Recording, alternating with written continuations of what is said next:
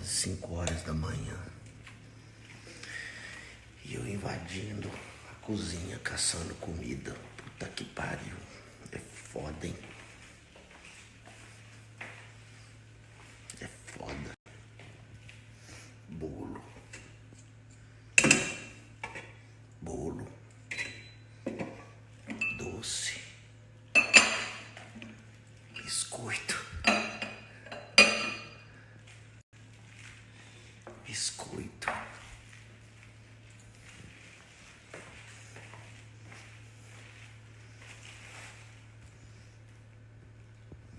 Bolinho de mandioca. É fácil não, só tem gostoso.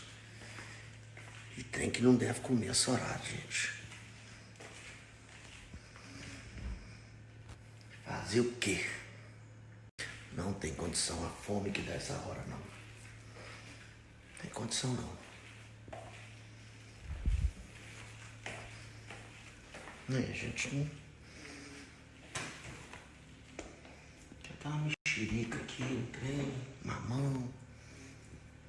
Faz uma mexerica mesmo. Manga. Esses trem que a gente não gosta, ó. Aqui é um trem com gordo mesmo.